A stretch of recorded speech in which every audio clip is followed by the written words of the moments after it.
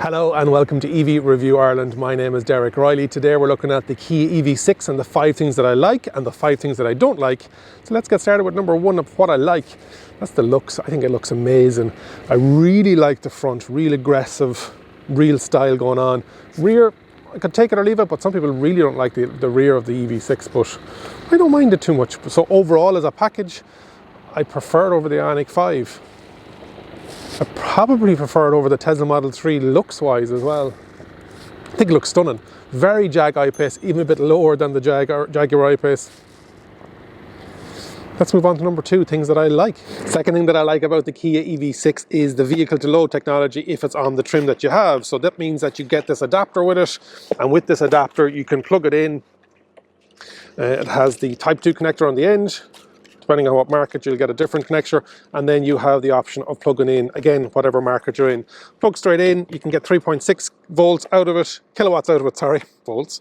The little power button on the top of it, and then it locks it in.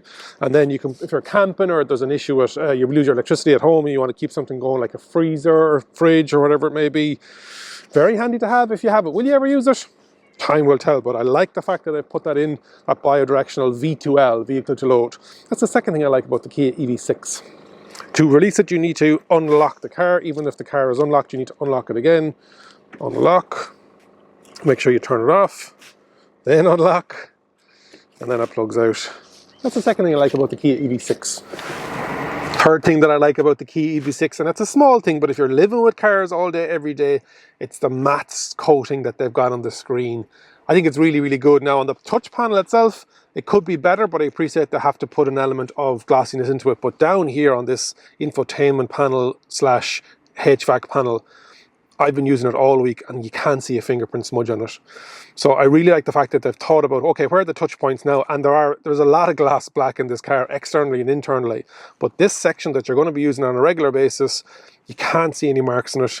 Whereas the top panel, yes, depending on where the light catches it, you will see the fingerprints on it, but it's way better than a full glossy screen. And I know that there are aftermarket skins that you can put on panels, but the fact that the manufacturers thought about it, feedback must be getting back. So yeah, I really like that as number 3. Number 4 element that I like is the speed of charging. Because the Ioniq 5 and the EV6 both have 800 volt architecture, this will charge faster than a Tesla Model 3. Tesla Model 3 will go up to 210 kilowatts DC. This will go up to 250 kilowatts if you can get it. So where would you get that? The likes of Ionity, and there are other 350 kilowatt chargers out there, 250 kilowatt chargers out there, and they're always coming onto the market. But you can go from 10 to 80% in this for 18 minutes. Like 18 minutes. That means pulling up, plugging in, going to the restroom, maybe getting a cup of coffee or something, getting something in the shop and walking back out again, and the car has hundreds of kilometers added to it.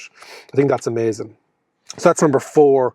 Let's move on to number 5. The last thing that I like about the Kia EV6. So with the key, you just press the lock button, hold down the starter button, and you can hear it engage now. And what you want to do is you want to drive forward, so you press, you can see them here, you can press the forward button.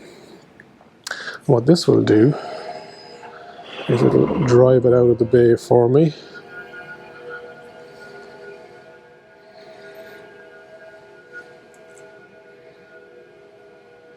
And then release the button, it'll stop. When I put it back in when you're parking, hold down the reverse, and you can hear it starts to reverse, and the beeps and the bongs. Nobody inside.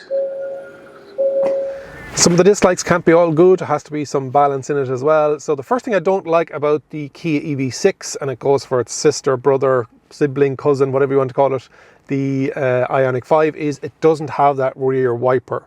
There was a bit of rain during the week, and as much as they say the airflow over the top of the car will remove it, I could not see out the back of the car. So it just means you have to keep it clean.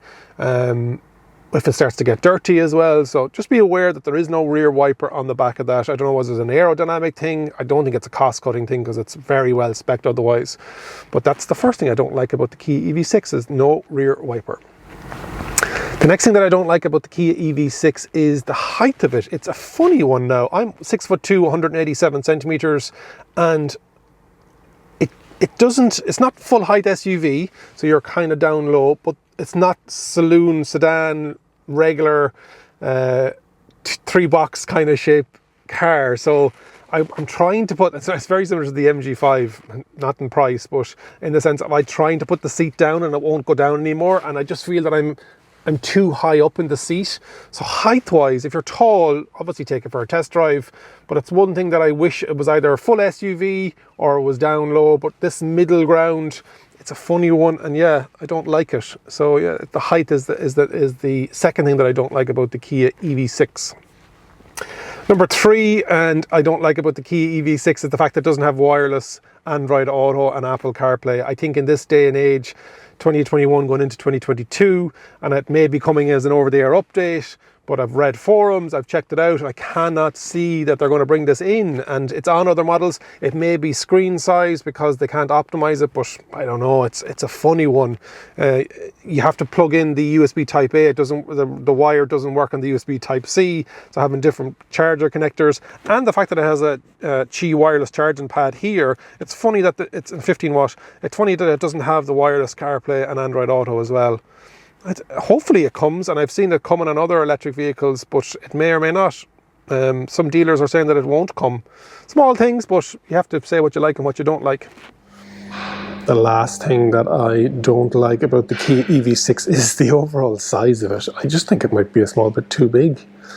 This is my car parking space, and you can see how far outside the line it is, number one. So as comparison, obviously that's a smaller car, but you have the Opel Insignia down there.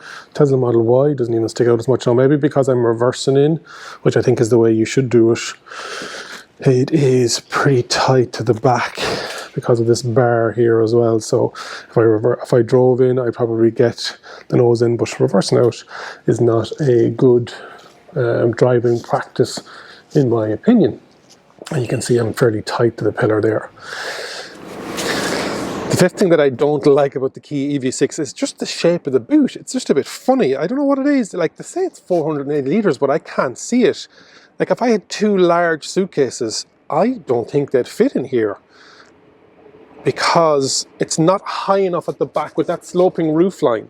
It does have a flat floor or a false floor, so maybe they'd fit one on top of the other, but like for some practicality, for some packing situations it would be perfect, but for others then it's not one or the other.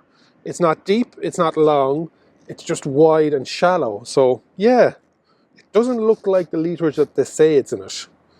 So I don't like that. Let me know in the comments what you think of my 5 likes or 5 dislikes. Happy to open a conversation about it. Everything can't be perfect, and my opinion is only my opinion, but I'd love to hear your opinion. If you haven't already subscribed to the channel, make sure you do so. Like the video, and as I said, leave a comment. Remember, if you think an EV is for you, leave it to me and I'll review. Thanks so much for watching.